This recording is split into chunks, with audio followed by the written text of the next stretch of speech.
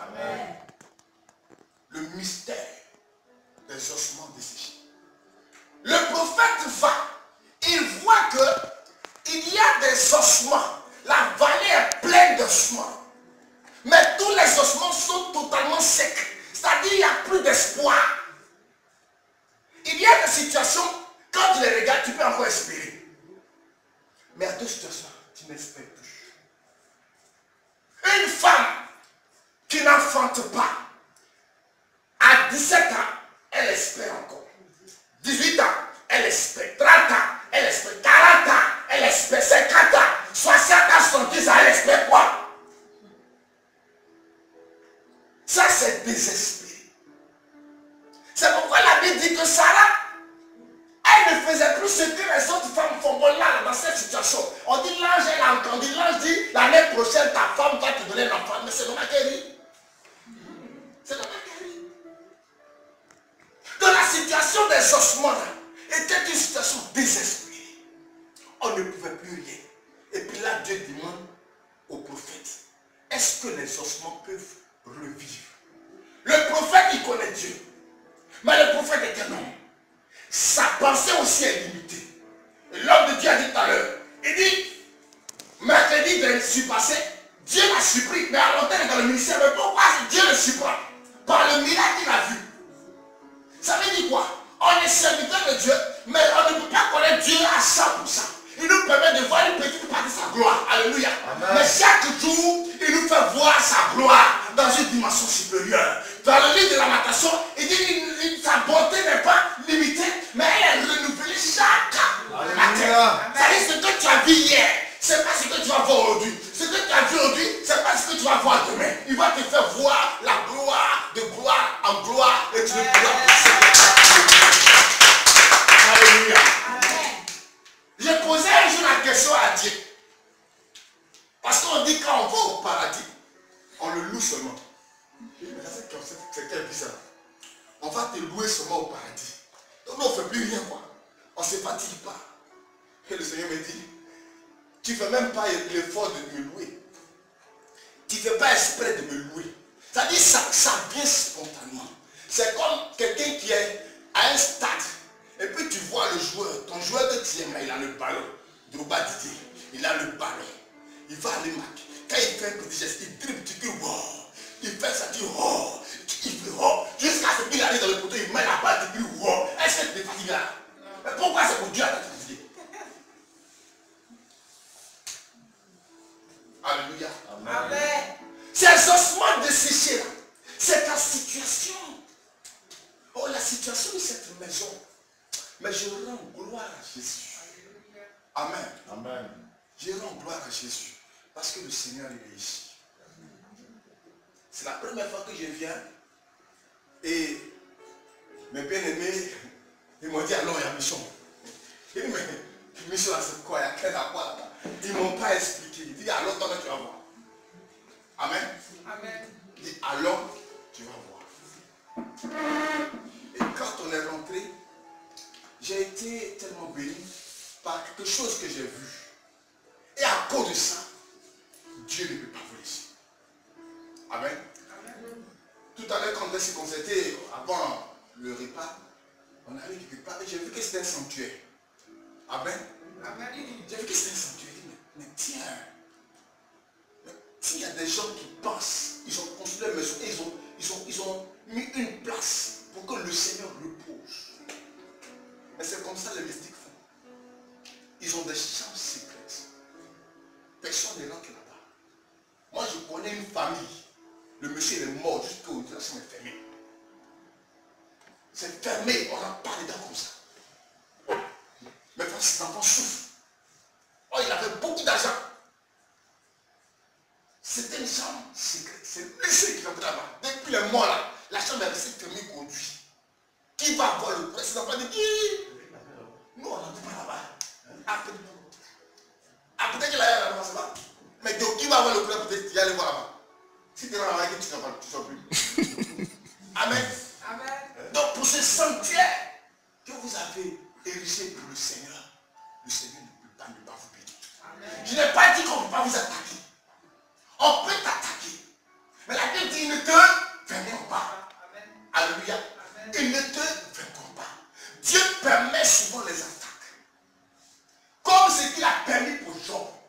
Malgré que Job était déjà fidèle à Dieu avant l'attaque. Déjà qu'il était intègre. Dieu même a rendu témoignage de Job. Il dit, il n'y a pas quelqu'un qui soit intègre comme Job sur la terre. Mais, comme Satan dit, oh, c'est parce qu'il est riche, il a l'argent, c'est son bétail court partout, ses enfants sont bénis. C'est pourquoi il te loue.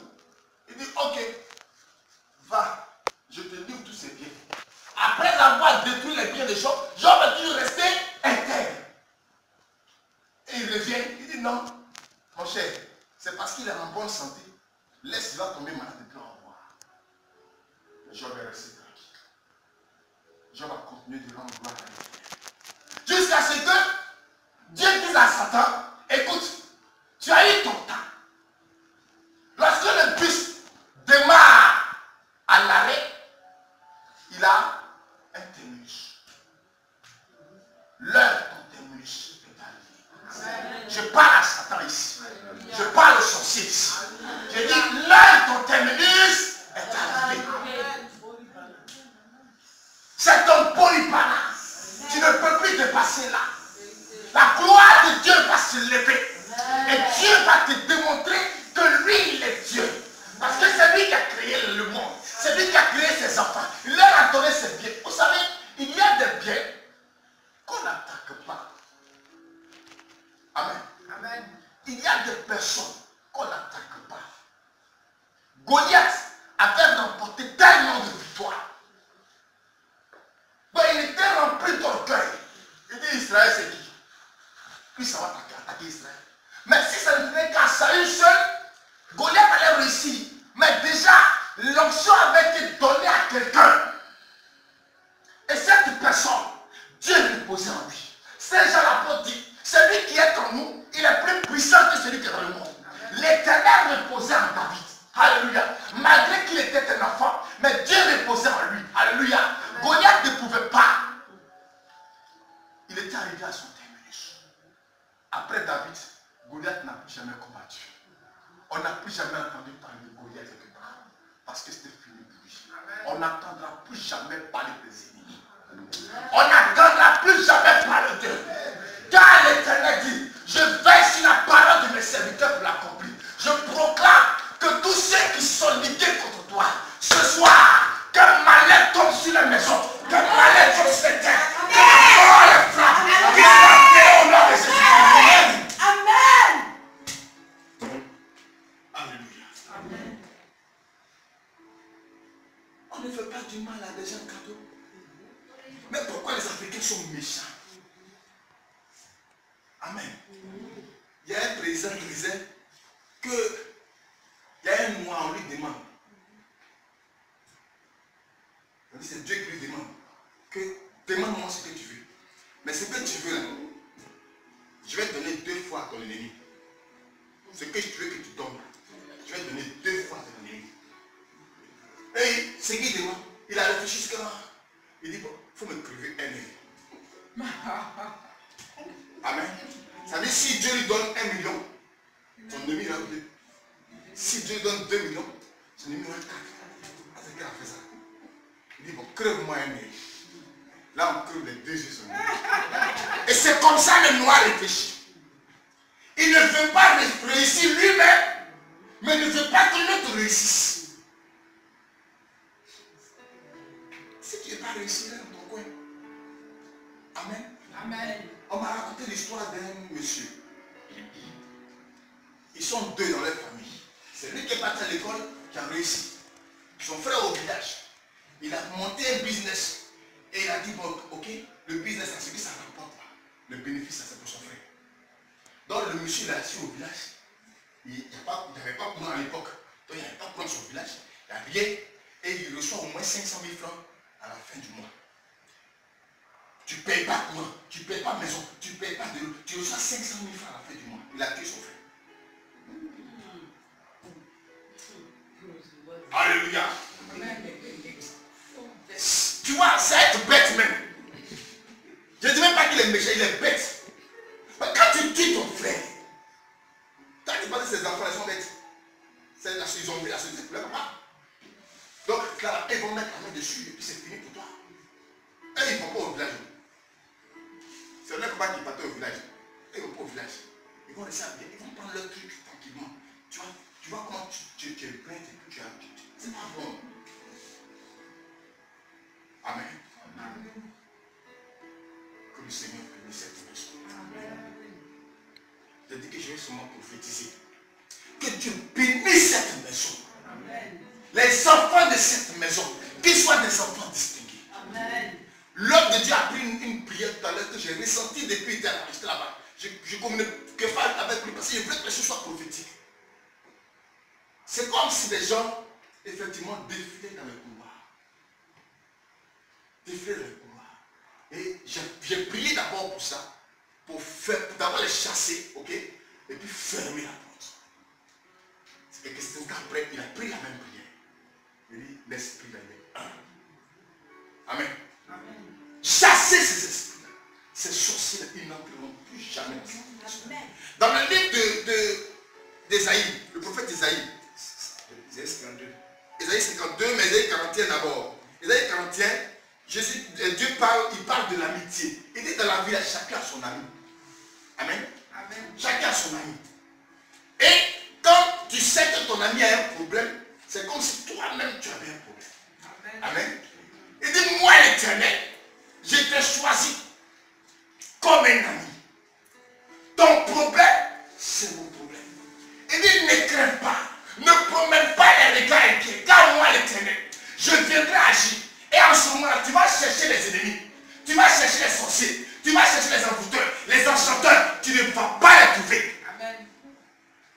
Parce qu'ils ont tous disparu. Dis Dieu. Dieu. Que le Seigneur te bénisse. Amen. Garde la foi. Compte sur Jésus-Christ. Lui seul est capable de changer ta condition. Lorsque le prophète a parlé sur les ossements, on dit qu'il y avait un grand bruit. À chaque étape, il y avait un changement. Parlez seulement sur la situation ici. N'ayez pas de haine pour quelqu'un. Peut-être même que Dieu vous révélera ces personnes. Il y a des gens qui parlent. Et puis il y a des gens qui rapportent. Vous savez, les sorciers ils sont bêtes. Entre eux là, ils se disent des choses et puis ça sort. Et puis ça tombe dans vos oreilles. Tu peux le savoir. On te dit c'est tel truc. Ah, j'ai compris. Il n'a qu'à continuer. Moi aussi j'ai continué pour moi. Je ne suis pas sorcier. Je ne suis pas mystique. Je n'ai aucune puissance pour les combattre si ce n'est pas le nom de Jésus-Christ. Alors j'invoque le nom de Jésus-Christ. C'est pourquoi j'ai demandé de prendre ce cantique. Je glorifie, je glorifie. Oh, je glorifie, je glorifie. Je glorifie ton nom. Roi des cieux, je glorifie ton nom. En fait, passe ton temps à glorifier Dieu. Loue le Seigneur. Bénis-le. C'est là que Dieu te conduira. Ce qui a donné la force à David, quand vous lisez les psaumes, vous comprenez évidemment que David passait son temps à louer Dieu. Il passait son temps à glorifier Dieu. Donc le Seigneur, il résidait en lui. De façon continue. Le passage qu'il a pris dit, il dit, je suis la vie et vous êtes le salut. Si mes paroles demeurent en vous et vous en moi. Comprenez? Si mes paroles demeurent en vous et vous en moi. C'est un peu bizarre. Quand les paroles demeurent en toi, c'est un peu comme de l'eau. Alléluia. Et quand on prend le verre d'eau, on le dépose dans l'eau, dans une bassine d'eau. Il y a l'eau dans le verre, ok? Mais le verre aussi est dans l'eau. Comprenez? Donc il est inondé dans l'eau. Et c'est ce que le Seigneur demande. Nous sommes comme le verre qu'on met dans l'eau. Nous devons être remplis d'eau, mais être dans l'eau. Dieu est cette eau. Et quand tu es dans cette présence-là, personne ne pourra rien contre toi. Je bénis le Seigneur parce qu'on a déjà ouvert beaucoup mon esprit. Il dit, le poisson hors de l'eau, il va mourir. Mais nous aussi, quand on rentre dans l'eau, on meurt. Alléluia. Parce que ce n'est pas notre environnement. Donc, effectivement, cette eau qui est le Christ Jésus, amen, c'est notre environnement. Nous sommes comme le poisson. Oui, amen. Et on rentre dans l'eau. C'est notre environnement. Mais cet environnement, ce n'est pas l'environnement des sorciers. Pour te tuer, il est obligé de rentrer dedans. S'il rentre dedans, il meurt. Amen. Alléluia. Amen. Je dis toujours que comment les gens peuvent pas comprendre que les sorciers tuent certaines personnes et puis ils d'autres personnes. Mais c'est parce que les gens sont différents. Il y a des gens qui ont bâti leur vie sur la personne de Jésus-Christ. Et puis il y a d'autres qui vont à l'église. Ils vont, le jour ils n'ont pas, Jésus a dit qu'ils ne vont pas à l'église. Les habits là sont déchirés. C'est que vraiment il n'a pas encore été converti. Sinon, habits déchirés, habits propres, habits salauds, tu peux aller à l'église avec ça. C'est vrai qu'il faut bien s'habiller pour aller à l'église. Mais si tu n'en as pas, pense ce que tu as, va à l'église. C'est le cœur qui la cause. Amen.